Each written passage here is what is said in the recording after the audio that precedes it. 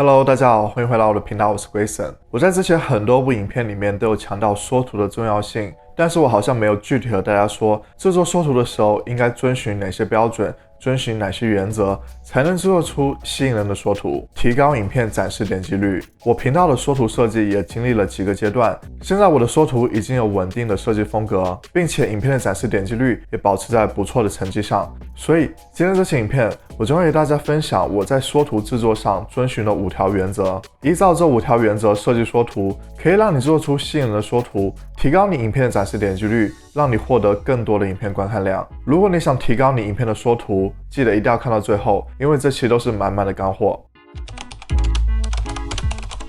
首先第一个原则，展示个人形象。我知道有很多 YouTuber 都不喜欢露脸，所以他们在缩图的制作上也喜欢用其他的素材图片来代替。我频道里面的所有缩图都有露脸。我之前看过一个 YouTuber 做了一个这样的测试，他用露脸的缩图和不露脸的缩图发布了同样的影片，其中露脸的缩图吸引到了更多的观众观看，获得了更多的影片观看量。我个人认为观众普遍喜欢露脸的缩图，因为这样会给他们更多真实的感觉，会拉近他们与频道主的距离感。如果使用这些素材图片当做你的缩图，就会缺少那些亲近感，就会把你的影片带上一种商业化的感觉，观众就像是看广告一样。当然，这也和你的频道主题、你的影片风格有关系。如果你影片都是不露脸的，那么观众也会接受你的缩图不露脸。但是对于像我这样的频道，我这样的频道主题，我的影片都是传递给观众知识信息，所以我这个人就是我的个人品牌，所以我露脸就会提高我的频道给观众带来的可信度，观众会更愿意观看我的影片。如果你打算在缩图上露脸，你可以变换不同的表情和姿势来传递你的影片主题，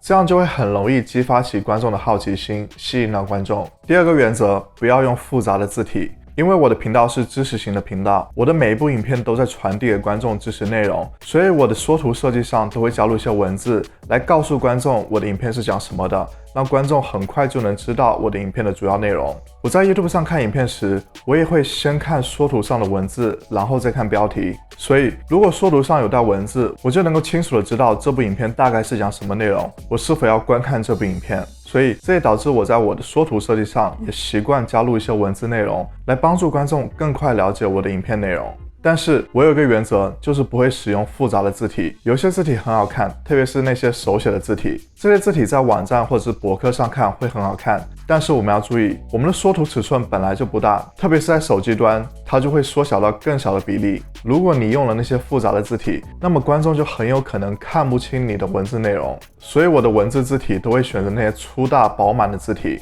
这样观众就很容易看清我的文字内容，我的文字信息也会很容易在我的缩图上凸显出来。所以希望大家重视这一点，如果你打算在你的缩图上加文字，一定记得不要用那些复杂的字体，这样会起到反效果。在你确定了字体之后，接下来就是第3个原则，保持简单的文本信息。我个人会尽量把我缩图上的文字控在10个字左右，如果你放了太多的文字，例如20个字，这样就会显得你的缩图上布满了信息，有文字有图片，并且缩图的字体要大。如果你放了太多的文字，就无法提供给你空间把重要的信息拉大，特别是在手机上看的时候，如果太多的文字就会挤在一起，观众看的时候会非常吃力。所以大家要控制缩图上的文本信息，用最精炼的文字传递你最想要表达的内容。这里给大家一个额外的提示，很多人都不知道应该在缩图上放什么样的文本信息。我一般会有2种选择，第一种选择就是传递和影片完全一样的信息，就是影片讲什么，我的缩图上就直接写出影片的主题，告诉观众这期影片是讲什么内容的。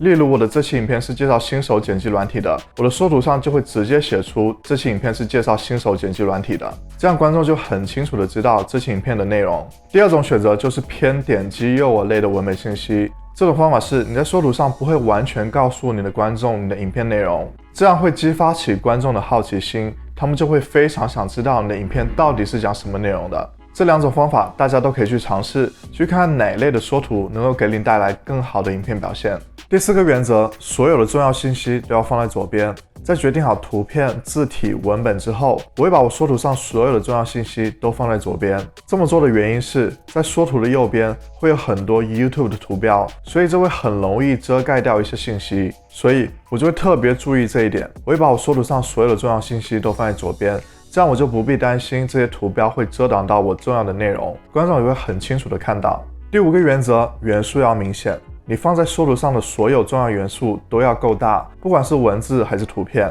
你要保证你距离缩图1米都能够清楚地看到缩图上的内容，这一点非常重要，特别是对于手机端的用户，因为缩图在手机端上已经非常小了。如果你的重要元素不够大，观众就没法看清你的主要内容。你个人的照片要大，观众才能够看清你的样子；你的文本信息要够大，观众才能够看清你写了什么内容。如果你使用 Canva 制作缩图，你可以在导出之前把缩放比例调为10%，这样你就能够清楚的知道观众是否能够在手机端上也能够清楚看到你缩图上的文字。其他软件像是 Photoshop 也可以用同样的方法来测试你的缩图。缩图就是影片的门面，是影片给观众的第一印象。好的缩图能够非常大的提高你影片的展示点击率，帮你获得更多影片观看量。所以希望大家能够学习利用这5个缩图制作的原则，来帮助你提高缩图的质量。如果你们有其他制作缩图时候的一些原则，也欢迎在底下留言告诉我，与大家分享。如果大家觉得这些影片对你们有帮助，别忘了为我点个赞。